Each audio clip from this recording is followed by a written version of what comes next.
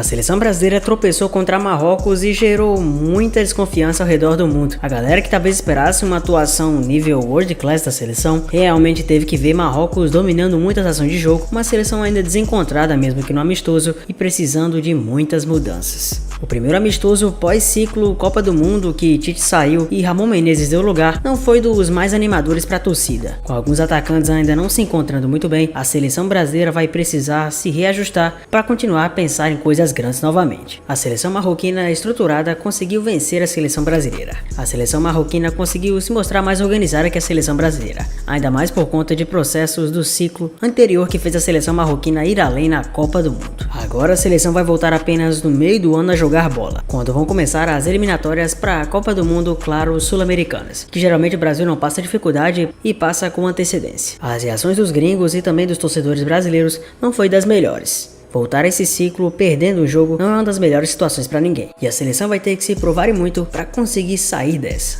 Nenhum brasileiro vai esquecer tão cedo aquela eliminação dolorida para a Croácia. Que falta fez para a seleção brasileira naquela ocasião ter um pouco de espírito de várzea na prorrogação. Sejamos francos, faltou espírito de várzea para o Brasil nos minutos finais da prorrogação contra a Croácia. Que você me entenda bem, pois eu falo isso no bom sentido. Na base da malícia, da enrolação, da catimba, aquela picardia que o boleiro intuitivo tem. Caramba, com 1 a 0 antes do intervalo de 15 minutos, o gol do desafogo feito pelo Neymar. Daí, quase perto do fim do desafio, não podia abrir-se, muito menos tentar o segundo gol. Era pra tocar a bola daqui pra lá, de lá pra cá, sempre de olho no cronômetro, e deixar para os croatas o desespero de sair do sufoco. Em vez disso, a seleção manteve a postura do restante da partida. Também a justiça seja feita. A Croácia não é frágil como alguns dos adversários que a seleção pegou até chegar às quartas de final. Desde o início deixou claro que não daria espaço, e o Brasil acabou sofrendo a pancada. A Croácia, com muita competência, conseguiu ir além, e nos pênaltis também faltou muito equilíbrio. Como veio a derrota, é outro ponto para conectar todo mundo. E de boa, agora é muito fácil esculhambar. As falhas de Tite marcaram com toda certeza uma Copa do Mundo que ficou no quase. Um quase que vai doer para sempre a seleção brasileira. Não foi um cenário de terra arrasada, porém ficou a sensação de que ousadia e espírito vencedor foram detalhes que faltaram. E como já disse antes, uma pitada de picardia da boa malandragem do futebol de várzea ou mesmo do futebol de areia faltaram pro Brasil. Há momentos em que a cera não é feia, mas parte da estratégia vencedora. A forma como a Argentina comemorou a Copa do Mundo após receber o troféu diante do jogo contra o Panamá mostrou que os argentinos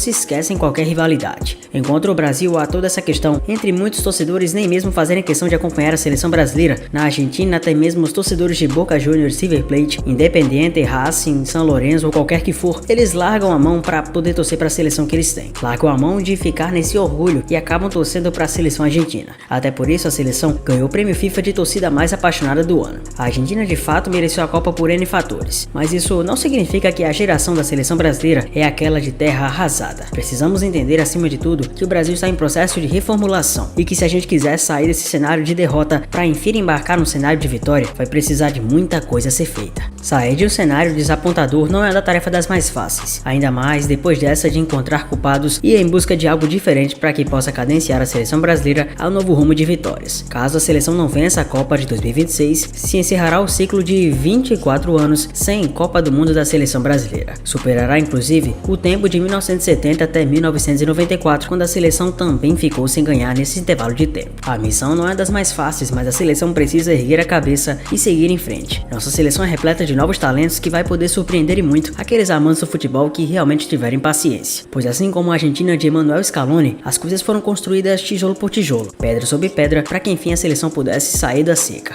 É meio complicado quando as coisas já ficam pro lado da desconfiança e a seleção nem parece entoar a mesma vontade de antes. Os torcedores que já eram desanimados se tornaram ainda mais. Depois de vexames recentes e situações que escancararam a fragilidade do Scred canarinho, as coisas vão precisar se reerguer. Uma seleção que precisa se mostrar capaz de passar por cima de qualquer que for a adversidade. Mas a verdade é que a vida continua e mais do que nunca, novas alternativas precisam ser encontradas para a salvação da seleção brasileira. Por isso, novos nomes para o comando do maior do navio a bordo do mundo entre seleções foram cogitados. Um deles é o cara. Nome: Carlo Ancelotti. Vinícius Júnior vem sendo o principal pivô de um acerto que pode ser simplesmente fantástico. Fontes próximas ligadas ao treinador e até mesmo sites brasileiros como a ESPN haviam cravado com antecedência a ida do italiano para o país mais canarinho do mundo. Aos 63 anos de idade, Carlo Ancelotti é visto como um grande nome para comandar o Brasil no sonho do Hexa, que foi apenas adiado e jamais interrompido. O treinador é um dos pontos tratados com unanimidade pelo presidente da confederação, Edinaldo Rodrigues. Campeão do mundo com o Real Madrid após vencer o Al Hilal por 5-3, Ancelotti não vive o melhor momento no clube merengue e com contrato que vai até dezembro de 2024, caso não faça uma boa campanha na Champions e não diminua a diferença do Barcelona na La Liga, o treinador corre riscos severos de demissão. Resta saber se a CBF está disposta a esperar por essa possibilidade. Segundo outras fontes importantes, Carlo Ancelotti já conversa com a CBF para assumir o cargo de técnico da seleção brasileira via Cafu e Kaká e já deu o ok. Falta agora a liberação do Real Madrid, pois ele tem contrato até 2024. Se o Real liberar o treinador, o fará após o fim dessa temporada, o que não seria problema para a CBF. Vale lembrar que a ideia inicial de contratar Ancelotti nas últimas semanas partiu do narrador e agora comentarista esportivo Galvão Bueno, que também sugeriu o Paulo Roberto Falcão como diretor técnico, já que ele e Ancelotti jogaram juntos e são grandes amigos. Carlo Ancelotti tem tudo para ser o novo técnico da seleção, segundo essas mesmas fontes. Segundo informações do Brasil e também do exterior, o italiano multicampeão que atualmente dirige o Real Madrid, já em sua segunda passagem, é o nome que vem se acertado com a CBF nas entrelinhas. Ele comandaria o Scratch canarinho a partir de junho, quando começam as eliminatórias da Copa.